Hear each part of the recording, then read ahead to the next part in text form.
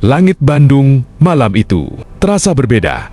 Angin berhembus pelan, membawa udara dingin khas pegunungan, namun di balik kesejukan itu, ada ketegangan yang tidak terlihat. Jalanan yang biasanya ramai, mulai sunyi, lampu-lampu redup, dan di dalam rumah-rumah kecil. Orang-orang terdiam, seolah-olah seluruh kota sedang menahan napas.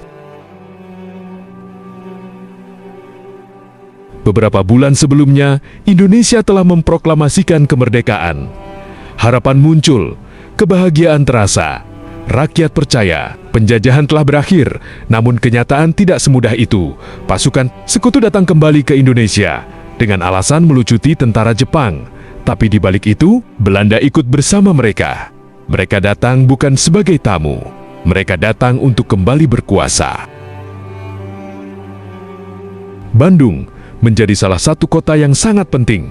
Letaknya strategis. Dan jika kota ini dikuasai, maka perjuangan Indonesia akan semakin sulit hari demi hari. Suasana berubah. Tentara mulai terlihat di jalanan. Senjata dibawa kemana-mana. Tatapan curiga mulai muncul di antara warga. Tidak ada lagi rasa aman. Orang-orang mulai berkumpul. Mereka berbicara dengan suara pelan, namun penuh kekhawatiran. Apakah kita benar-benar sudah merdeka? Pertanyaan itu terus terngiang, dan tidak ada yang benar-benar bisa menjawabnya. Lalu, hari itu datang. Ultimatum. Sebuah perintah yang mengguncang seluruh kota. Rakyat Bandung diminta meninggalkan kota. Batas waktu diberikan, jika tidak, kekuatan militer akan digunakan. Suasana berubah menjadi sunyi. Tidak ada yang berbicara, karena semua tahu ini bukan sekadar perintah, ini ancaman. Meninggalkan rumah bukan hal mudah.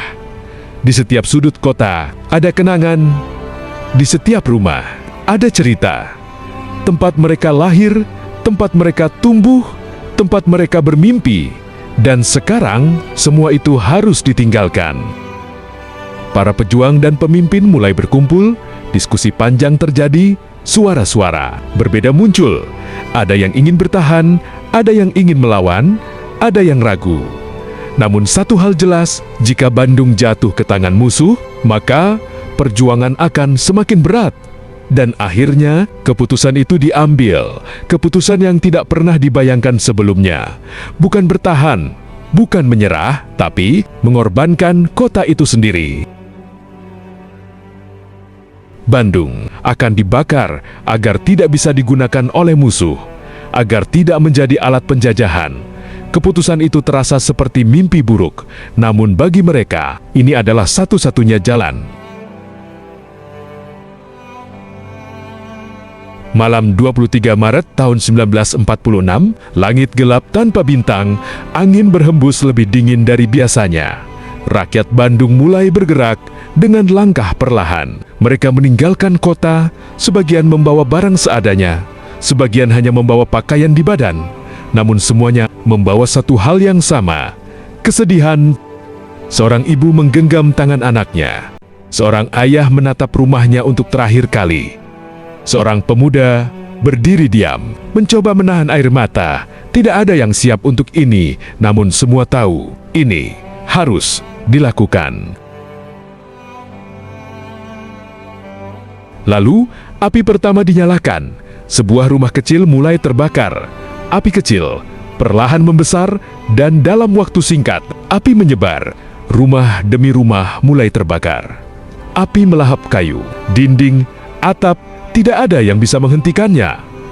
Bandung mulai berubah. Langit yang tadinya gelap berubah menjadi merah. Asap tebal membumbung tinggi. Cahaya api terlihat dari kejauhan. Seolah-olah kota itu berubah menjadi lautan api. Orang-orang berhenti sejenak.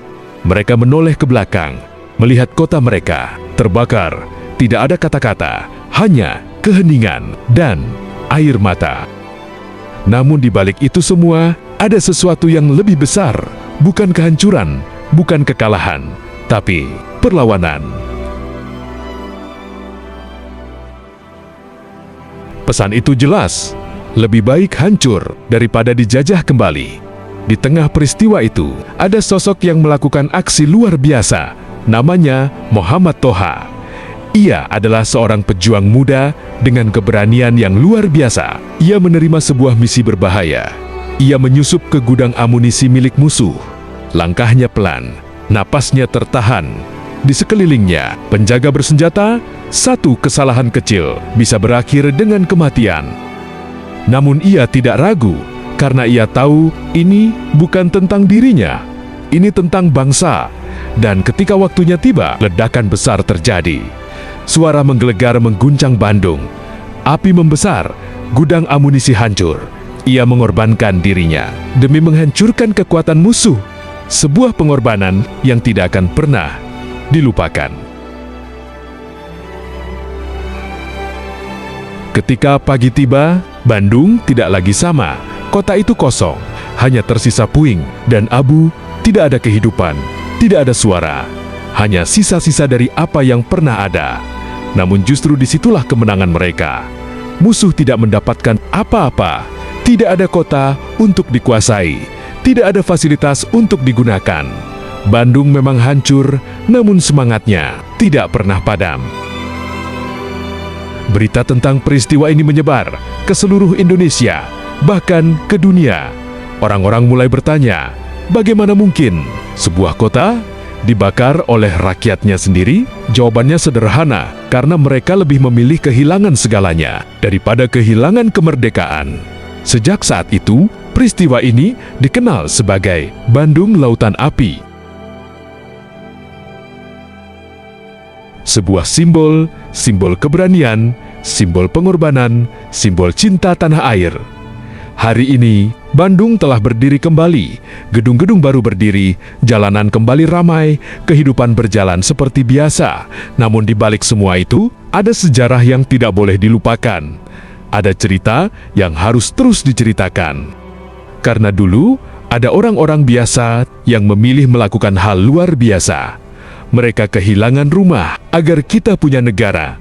Mereka membakar kota agar kita bisa hidup merdeka.